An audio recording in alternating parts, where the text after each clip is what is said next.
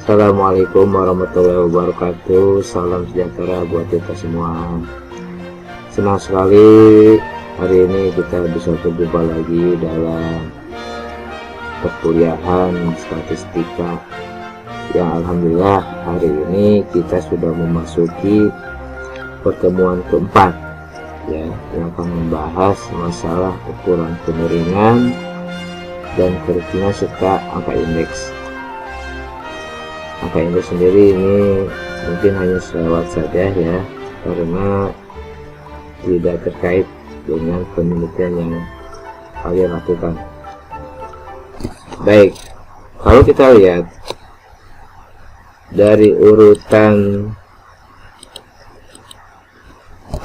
statistika, dimulai dari awal kita pertemuan pertama, kedua, dan ketiga itu diawali dengan mencari distribusi frekuensi ya, kemudian mencari ukuran nilai pusat atau gejala pusat, yang ketiga mencari ukuran dispersi atau penyimpangan-penyimpangannya, dan sekarang hari ini kita akan membahas masalah kemiringan dan keritingan dari grafik yang dihasilkan dari suatu data, baik itu data tunggal maupun data kelompok.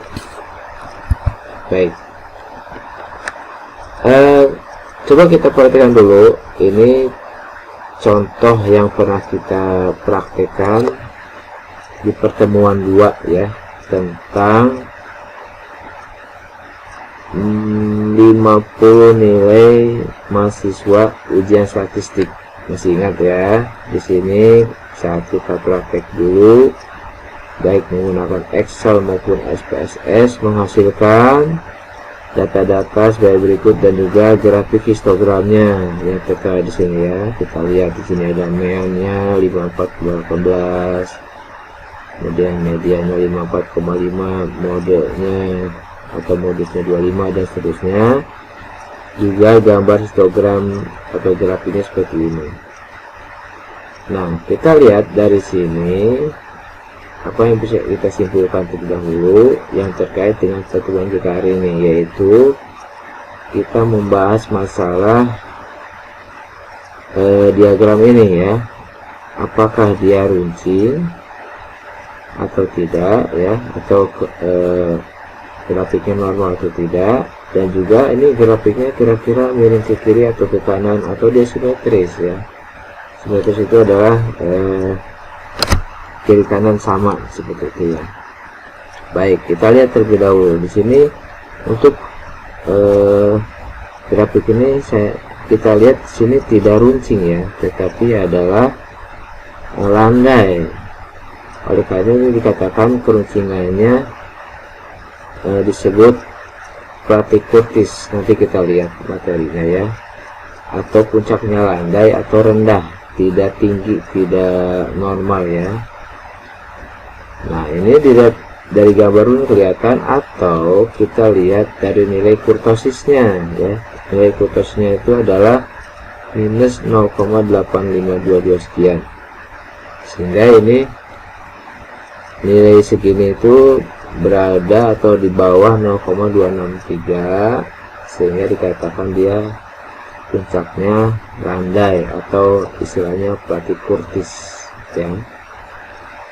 Lalu yang kedua, bisa kita lihat kemiringannya. Kira-kira ini bisa kita lihat ini miring ke kiri atau ke kanan. Jawabannya adalah ke kiri ya. Nah, dari gambar pun sudah terlihat jelas ini miring ke kiri, dan dari data pun kita bisa analisa kenapa dia disebut miring ke kiri. Pertama adalah karena modusnya lebih kecil daripada mean. Kita lihat modusnya 25 dan meannya 54,18, otomatis modusnya atau modenya lebih kecil daripada mean, sehingga dia dikatakan miring ke kiri.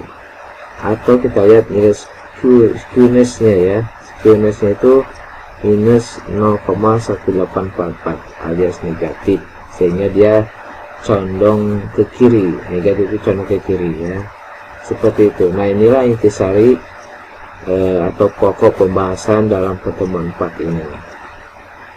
Bisa dipahami? Nah, baik, kita mulai saja. materinya. Pertama tentang kemiringan ya.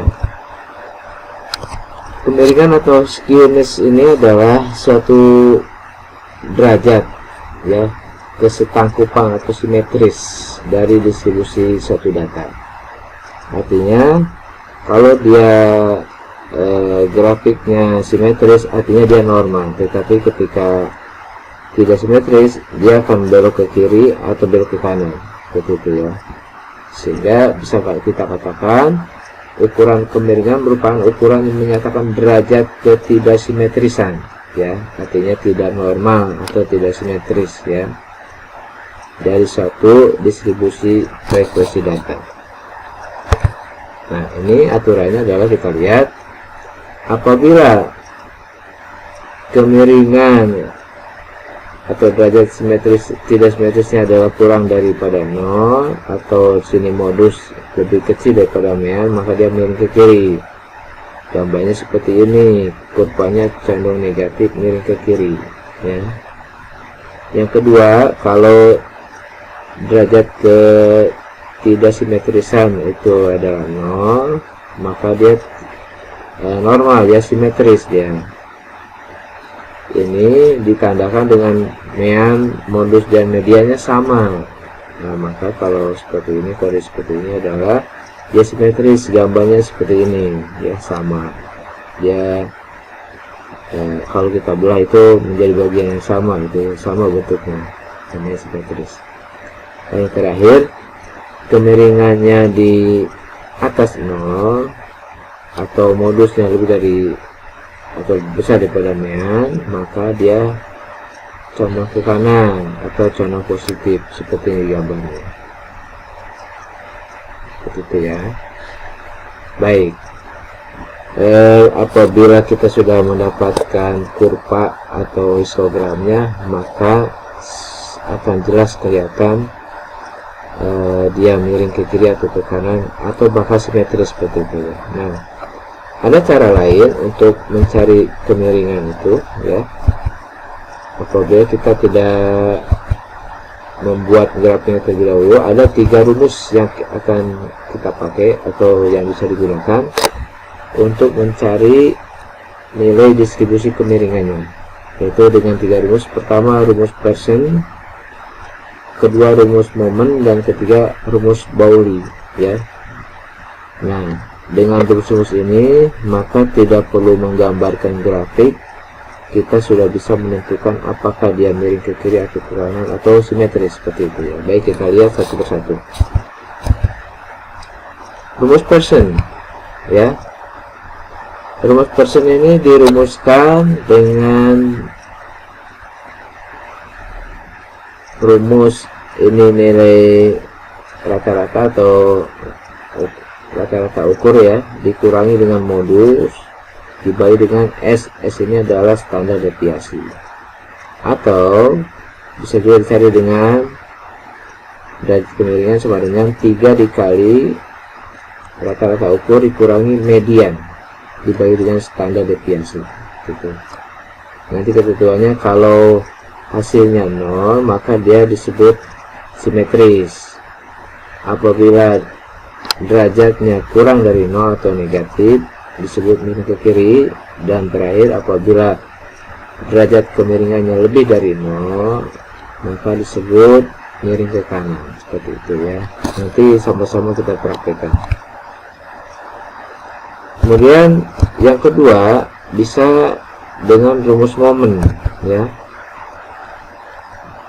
baik data tunggal maupun data berkelompok. Kalau data tunggal kita cukup menggunakan rumus ini, yaitu derajat kemiringan sama dengan sigma X itu nilai tengah dikurangi rata-rata ukur dibagi pangkat 3 ya, dibagi dengan N dikali standar deviasi di pangkat 3.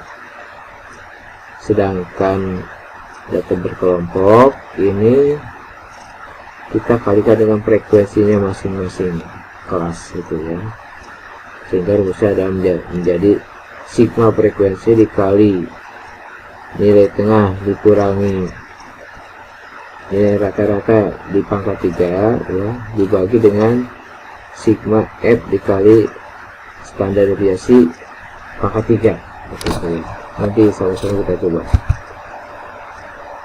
Sehingga sini apabila sama ya, kalau nilainya 0 maka dia disebut simetris. Sedangkan kalau bertanda negatif miring ke kiri, dan kalau positif miring ke kanan, sama ya ketentuannya. Kalau rumus Pauli yang ketiga ini menggunakan nilai kuartil ya, dengan rumus ini Q3 ditambah Q1 dikurangi 2 kali Q2 dibagi dengan Q3 dikurangi Q1 ya. Ini ketentuannya, kalau hasilnya 0 maka datanya disebut, graf ini disebut simetris. Yang kedua, kalau hasilnya sama dengan 1 atau positif maka disebut miring ke kanan. Dan yang terakhir, apabila hasilnya minus 1 maka disebut miring ke kiri atau negatif, seperti itu ya. Nah, yang perlu diperhatikan adalah kalau untuk data tunggal ini untuk kuartilnya hanya menunjukkan posisi kuartilnya saja ya untuk data tunggal, sedangkan data berkelompok ini harus dicari nilai kuartilnya, seperti itu. Baik, langsung saja di sini ada satu kasus ya, saya berikan contoh. Saya akan bahas yang data tunggal terlebih dahulu ya. Di sini ada contoh, tentukanlah derajat kemiringan dengan rumus Pearson dari data-data ini 8, 8, 3, 5, 4, 9, 4, 6, 8, 10. Nah, untuk menjawabnya kita lihat menggunakan Excel ya. Ini dia. Kita tulis dulu data soalnya sebagai berikut ini ya. 8, 8, 3, 5, 4 sampai dengan 10. Di sini ada 10 data ya. Lalu sebelum menjawab kita urutkan terlebih dahulu dari yang terkecil sampai terbesar. Ini sudah saya urutkan ya menjadi 3, 4, 4, 5, 6, 8, 8, 8, 9, 10 ya. Nah, dari data yang sudah diurutkan ini kita bisa mencari dengan mudah X atau nilai tengah ya. Caranya adalah 10 data ini kalau dibagi 2 kan 5 ya. 10 bagi 2 5, maka data apabila dia datanya genap maka kita menambahkan data ke-5 dan ke-6 dibagi 2 sehingga nilai rata-rata nilai tengahnya adalah 6 ditambah 8 dibagi 2, 14 bagi 2 adalah 7. Oke. Kemudian untuk rata-ratanya atau rata ukur ini kita bisa mencari mentotalkan data ini dibagi dengan 10 karena ada 10 data ya, sehingga ini harus ditotalkan 3 tambah 4 tambah 4 tambah 5 sampai tambah 10 ini adalah 65, sehingga 65 dibagi 10 data jadi 10 adalah 6,5 ya. Setelah ini kita bisa mencari nilai variannya. Nilai varian itu dengan mengkuadratkan angka-angka ini dibagi dengan 10 ya jumlah data. Maka kalau kita jumlahkan angka-angka ini dikuadratkan menjadi 475 dibagi 10 adalah 47,5. Nah, dari 47,5 kita dapat mencari nilai standar deviasinya, yaitu dengan mengakar kuadratkan nilai varian atau 47,5 ini sehingga menjadi 6,89. Nah, yang ditanya adalah kemiringan menggunakan rumus Pearson. Kita lihat rumusnya adalah 3 dikali rata-rata dikurangi median dibagi dengan standar deviasi ya, sehingga menjadi sama dengan 3 dikali rata-rata 6,5 dikurangi dengan mediannya 7 ya, ini nilai tengahnya, median itu nilai tengah, 6 tambah 8 bagi 2 7 dibagi dengan standar deviasinya adalah 6,89, sehingga didapat nilai minus 2,177, sehingga dapat dikatakan ini bukan simetris tetapi adalah miring ke kiri ya, karena dia minus seperti itu.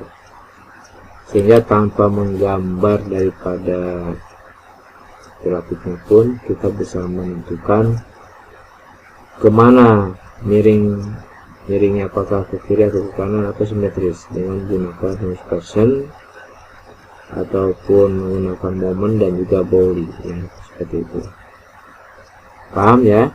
Baik, kita lanjutkan materinya ya. Sekarang masalah keruncingan. Untuk keruncingan, derajat keruncingan itu disebut juga kurtosis ya. Kita kenal ada 3 jenis. Pertama adalah leptokurtis, artinya puncaknya relatif tinggi. Kedua adalah mesokurtis, puncaknya normal. Dan yang ketiga adalah platykurtis, puncaknya rendah atau landai, seperti contoh tadi di pertemuan 2 ya. Kita lihat gambarnya, kalau dia keruncingannya tinggi seperti ini gambarnya ya. Yang biru adalah leptokurtis atau puncaknya sangat tinggi, kemudian yang ungu adalah mesokurtis yang sedang ya. Yang terakhir kalau puncaknya landai, ini yang coklat, ini disebut platykurtis gitu ya, seperti itu. Nah, ini disebut kita namanya koefisien kurtosis persentil ya. Nah, apabila K-nya 0,263 maka disebut mesokurtosis. Disebut juga bahwa distribusinya normal ya. Kemudian kalau K-nya di atas 0,263 ini leptokurtis atau landai ya, tinggi, dan juga di bawah 0,263 adalah platykurtis atau landai. Bisa juga kita mencari koefisien keruncingannya ya, dengan indikator kalau dia nilai kurang dari 3 maka disebut platykurtis, kalau lebih dari 3 disebut leptokurtis ya, yang kalau sama dengan 3 maka disebut mesokurtis atau yang sedang. Yang kita lihat untuk rumus daripada mencari keruncingan data untuk data berkelompok, tidak berkelompok, dan data lainnya adalah sigma nilai tengah dikurangi rata-rata di akar 4 di pangkat 4 dibagi dengan n dikali standar deviasi pangkat 4. Sedangkan untuk data berkelompok dikalikan dengan nilai frekuensinya ya, seperti itu. Nanti kalau hasilnya sama dengan 3 itu disebut mesokurtis. Kemudian kalau hasilnya di atas 3 itu leptokurtis, dan di hasilnya di bawah 3 platykurtis. Baik, langsung aja kita bahas ini. Berikut data 40 modal perusahaan ya, dengan interval seperti ini dan juga ada frekuensi masing-masing. Ini pernah kita bahas pada saat pertemuan ketiga kemarin ya. Nah, sekarang kita lanjutkan mencari tingkat kemiringan dan keruncingan ya. Baik, ini adalah data berkelompok. Baik, kita jawab. Ini adalah yang pernah kita hitung mencari simpangan rata-rata atau mean deviation ya, dapat angka 11,396. Kemudian varian dapat 202,1494, dan juga standar deviasinya yang akan kita pakai 14,2. Ini yang kita butuhkan adalah nilai standar deviasi, sudah kita cari ya, 14,23. Nah, sampai kepada rumus kemiringan dan keruncingan. Kita lihat untuk kemiringan ya, itu dirumuskan dengan sigma f atau frekuensi dikali dengan nilai tengah dikurangi nilai rata-rata pangkat 3 dibagi dengan n dikali standar deviasi dipangkatkan dengan 3. Kita lihat ini sudah kita cari ya, sudah saya cari nilai f dikali nilai tengah kurangi rata-rata pangkat 3 yang ini ya, maka dapat totalnya itu 13.348,9 dibagi dengan n nya 10 dikali standar deviasinya adalah 14,23 ya, dipangkatkan dengan 3. 10 kali 14,23 pangkat 3 adalah 28.814,74, sehingga kalau dibagi atas bagi bawah itu adalah 0,46, sehingga ini dapat dikatakan dia bernilai positif, artinya miring ke kanan seperti itu ya. Untuk keruncingannya kita pangkatkan 4 ya, kalau tadi kemiringan pangkat 3, untuk keruncingan dipangkatkan dengan 4. Ini sudah saya cari juga ya, nilainya adalah 4.051.745,24. Kemudian standar deviasinya pun dipangkat 4 ya, dikali 10 dapat 810,33,75, sehingga kalau atas bagi bawah itu nilainya ada 9,88, artinya ini lebih dari 3 ya. Ketentuannya kalau dari 3 maka dia disebut Leto Curtis atau puncaknya tinggi kritis ya. Baik, paham kan? Ini untuk mencari nilainya seperti yang kemarin ya, ini mulai dari X dikali, kita mencari X nya dulu, nilai tengahnya ya, kemudian dikali dia mencari mu nya itu rata-rata hitung ya, dia dapat dari X kali F dibagi dengan nilai jumlah frekuensi 40 dapat 140,3. kemudian contoh X dikurangi mu, berarti ini adalah X nya 119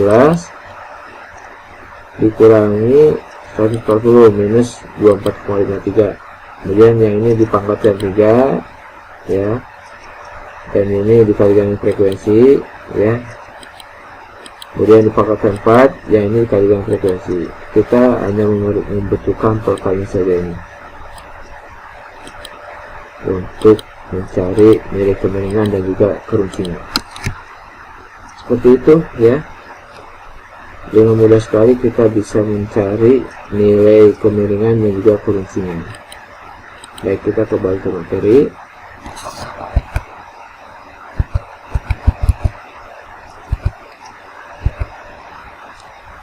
Lanjutkan dengan angka indeks ya. Sebetulnya angka indeks ini terpisah daripada proses analisa statistik dari awal sampai tadi ya. Hanya kita perlu mengenal bahwa angka indeks ini juga dipakai dalam kehidupan sehari-hari ya, terutama dalam bidang ekonomi, untuk mencari nilai perbandingan ya antara satu nilai masa lalu dengan sekarang, atau sekarang dengan masa depan, seperti itu ya. Baik, kita lihat angka indeks adalah suatu angka yang dibuat sedemikian rupa sehingga dapat digunakan untuk melakukan perbandingan. Nah, saya bilang perbandingan ya, untuk kegiatan yang sama dari tahun ke tahun ya, seperti produksi, ekspor, hasil penjualan, jumlah uang beredar dan sebagainya dalam 2 waktu yang berbeda. Jadi kita membandingkan minimal 2 tahun yang berbeda, tahun sekarang dengan tahun yang lalu, atau tahun sekarang dengan tahun yang akan datang ya, atau proyeksi gitu itu. Tujuannya adalah untuk mengukur secara kuantitatif ya terjadinya suatu perubahan dalam waktu yang berlainan. Oke. Sini indeks harga untuk mengukur perubahan harga berapa persen kenaikan atau penurunannya ya. Untuk kegiatan produksi dan untuk indeks biaya hidup untuk mengukur nilai tingkat inflasi. Nah, ini sering kita dengar di telepon sekarang ini, tingkat inflasi naik atau turun dan sebagainya ya. Nah, ini bisa kita cari dengan angka indeks ini. Baik, untuk menghitung angka indeks setidaknya kita menggunakan 2 tahun tadi ya. Ada waktu dasar dan waktu yang sedang berjalan ya. Waktu dasar itu adalah untuk menjadi pembanding ya, pembandingnya tahun berapa gitu ya dibanding. Sedangkan waktu yang berjalan adalah waktu yang sekarang atau waktu yang akan diperbandingkan, seperti itu ya. Contoh di sini ada produksi barang A tahun 99 itu 150 ton, tahun 2000 225 ton ya. Sehingga kalau dibuat indeks produksi tahun 2000 dengan dasar waktu tahun 1999, maka dapat dihitung dengan membagi tahun 2000 dibagi dengan tahun 2009 dikali 100%. 225 dibagi dengan 150 dikali 100% adalah 120%. Artinya ini ada kenaikan sebesar 50% dari tahun sebelumnya, seperti itu ya. Jadi dapat disimpulkan kalau dia angka indeksnya lebih dari 100%, maka diasumsikan telah terjadi kenaikan. Sebaliknya, kalau angkanya di bawah dari atau kurang dari 100%, maka dapat dikatakan dia mengalami penurunan, seperti itu ya. Nah, untuk menyusun angka indeks ini ada 2 cara ya, menggunakan indeks harga tidak tertimbang dan juga harga tertimbang ya. Kita awali dengan metode agregatif sederhana ya. Indeks agregatif merupakan indeks yang terdiri dari beberapa barang atau kelompok barang secara agregat, itu secara kumulasi ya. Misalkan indeks harga 9 bahan pokok ya. Kalau indeks agregatif mungkin untuk melihat persoalan secara agregat atau secara makro ya, bukan mikro atau secara keseluruhan, bukan melihat satu persatu individu atau satu persatu macam atau jenis barang.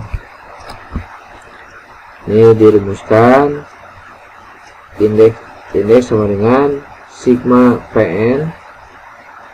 N itu adalah harga tahun tertentu, dengan P0 itu harga tahun dasar dikasih 100% membandingkan tahun tertentu dengan tahun sebelumnya, misalkan ya. Contoh di sini ada jenis pertanian beras, jagung, kacang kedelai, kacang hijau dan seterusnya sebagai kentang.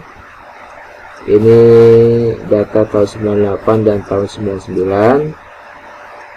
Kalau kita lihat tahun 99 ada kenaikan ya 30.000 dari 25.000 tahun 98. Jadi totalnya secara agregat ya, totalnya saja yang kita bandingkan, bukan satu persatu ya, tapi secara agregatnya. Maka bisa kita bandingkan indeks 99 itu dengan membagi jumlah produksi tahun 99 dengan tahun 98 sebagai acuan atau sebagai tahun dasar ya, sehingga totalnya dalam jadi 3164 dibagi dengan 25.210 dikali 100% menjadi 119,65%. Artinya telah mengalami kenaikan sebanyak 19,65% tahun 99 dari tahun sebelumnya tahun 98, seperti itu. Ini adalah yang disebut indeks agregat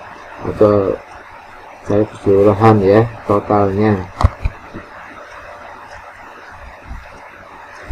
Dari indeks agregat juga bisa dicari menggunakan metode rata-rata dari relatif harga rata-rata. Jadi yang kita cari adalah total harga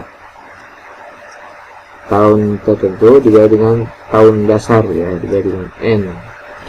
Kita lihat contohnya. Di sini ada jenis barang beras, daging, dan telur. Awal minggu itu kita sebut P0 dan juga akhir minggu PN ya. Di sini harga awal minggu 150 beras, di akhir minggu ada 170. Daging juga dari 1100 menjadi 1200.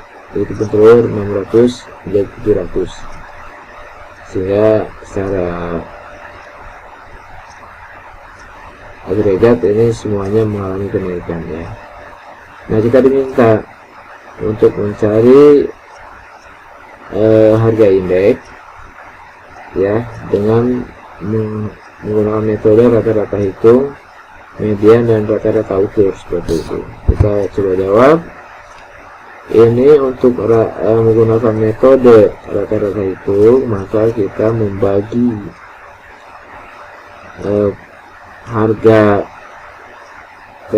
tahun akhir minggu dibagi dengan awal minggu dikali 100% dibagi dengan N. Ini adalah total komoditinya, ada 3 ya, sehingga total PN bagi PO sudah kita hitung adalah dijumlahkan 3,39099 dibagi dengan 3 dikali 100% menjadi 113,03, sehingga dapat dikatakan ini ada kenaikan harga sebesar 13,03 dibandingkan dengan awal minggu, seperti itu ya.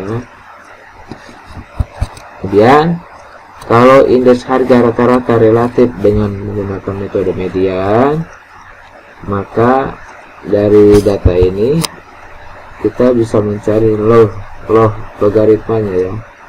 Logaritma daripada 1,133 adalah seperti ini, didapatkan 2,05 sekian ya. Dari sini kita urutkan ya, dari terendah sampai tertinggi seperti ini ya, mulai 1,099, tengahnya 1,133, dan teratasnya 1,166, dan untuk median kita menggunakan nilai tengah, maka nilai tengahnya adalah 1,133 dikali 100 menjadi 113,3333, sehingga dapat disimpulkan harga akhir minggu mengalami kenaikan sebesar 13,33%. Kemudian kalau menggunakan metode rata ukur, kita bisa menghitungnya dengan mencari nilai log PN dibagi P0 dikali 100 ya. PN nya sendiri adalah ini ditambahkan 2,05 ditambah 2,03 ditambah 2,06 menjadi 6,1599929 dengan 3 ini adalah ada 3 komoditi ya. Kemudian dikali 100% menjadi 112,99%, artinya ada kenaikan harga di akhir minggu sebesar 12,9%. Selain itu, kita juga bisa menggunakan indeks harga tertimbang dengan menggunakan beberapa rumus ya. Di antaranya adalah rumus Las Payres, kemudian rumus Pasce, ya, kemudian rumus Probis, dan juga rumus Fisher ya. Jadi nanti ada tambahan dari saya menggunakan rumus Marshall, E.J. Watts, kemudian rumus Walsh. Kenapa dinamakan tersebut? Kemungkinan penemunya adalah nama-nama tersebut. Mungkin kalau penemunya saya, maka dapat disebut rumus Hasan seperti itu ya. Baik, ini sudah saya berikan rumus-rumusnya, juga contoh soalnya nanti bisa dibaca sendiri, karena tadi saya bilang di awal untuk angka indeks ini kalian hanya untuk mengetahui saja ya, tidak terlalu dalam. Nah, yang penting adalah bahwa kita juga bisa menghitung angka indeks untuk membandingkan nilai satu barang atau harga ataupun macam-macam di tahun ini dibandingkan dengan tahun sebelumnya, sehingga didapatkan satu angka indeks seperti itu ya. Baik, kurang lebihnya mohon maaf atas kekurangan, semoga bisa dipahami. Kita ketemu lagi minggu depan di waktu dan gelombang yang sama.